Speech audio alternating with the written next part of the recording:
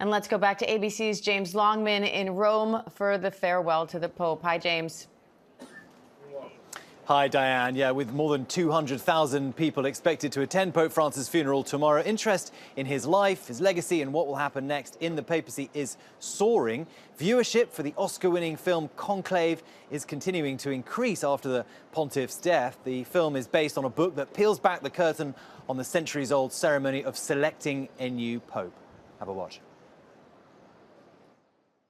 If there was only certainty and no doubt, there would be no mystery, and therefore no need for faith. Let us pray that God will grant us a pope who doubts, and let him grant us a pope who sins and asks for forgiveness, and who carries on. Got a lot of people looking to this film now to try to figure out what's actually happening behind closed doors with the conclave that is due to start after the Pope's funeral. So I'm really happy to say we have author Robert Harris, who wrote the book that the film was based on, joining us now. Thank you so much for joining us here on ABC News Live. So, main question here, what kind of questions have you been getting since the Pope died? People must be calling you non-stop. Well, yes, actually. I've never had anything quite like it. I feel like, if it's not bad taste to say it, like one of those people who writes a Christmas hit and then it just keeps, it keeps on coming round and round again, not every year, obviously, hopefully. So, yeah, no, it is very interesting. I was fascinated by the idea of a conclave years ago, 8 years ago, 9 years ago, when I started work on it. And that interest, I'm glad to say, has now been shared by a lot of other people. It is the most extraordinary event, centuries old, steeped in mystique and secrecy, a psychological contest in many ways that produces the leader of 1.4 billion Catholics worldwide. I mean, it is an amazing event. Do you think there's that much intrigue and scheming in real life? I think there must be. You know, we know from previous conclaves that, you know, the front runner is often knocked off. That's what nearly happened with Cardinal Ratzinger, who became Pope Benedict. And there was an attempt to block him. The Liberal candidate, who was expected to run strongly against him, failed in the early ballots. And so the people who felt sympathy for his views switched their support to the man who ended up being Pope Francis, although he lost on that occasion. So the moment I came across that story, I realized here are three characters now: the conservative, the liberal whose time has passed, and the outsider who people are ready to rally behind.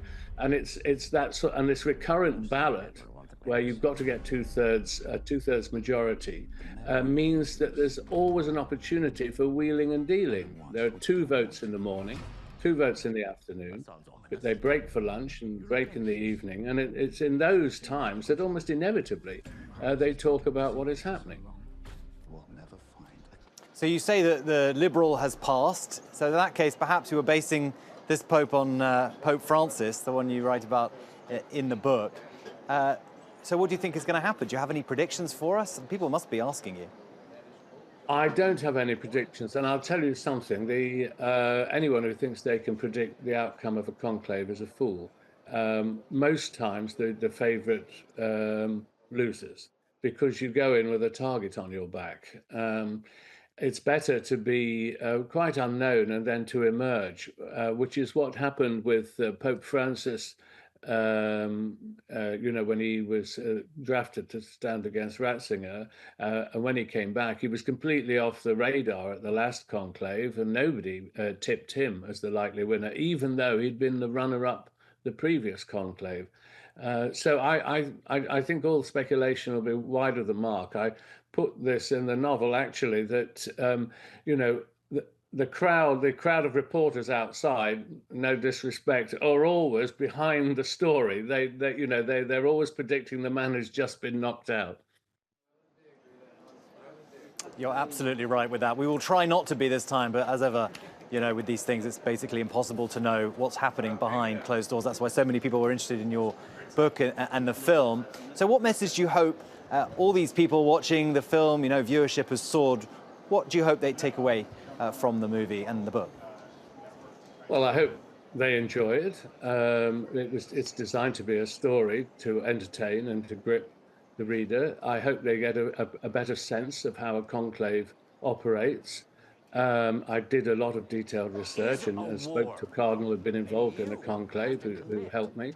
And I hope that also there is a certain degree of sympathy for the church. I mean, the central character in the novel, played by Ralph Fiennes in the movie, is the dean of the College of Cardinals, who is a decent man, but who's having doubts. And he has to struggle with his own spiritual doubts as he has to organize this huge election. So I felt it was a book that was more sympathetic than a lot of media portrayals of the Catholic Church. So I hope that that's taken away as well. Author of the novel Conclave, Robert Harris, we're really honoured to have you. Thank you so much for joining us. And Diane, we've been speaking to people here about that movie Conclave, and they say, yeah, broadly speaking, it was on the money. I still have not seen it, James, but it is on my to-do list because everybody is talking about it right now for good reason.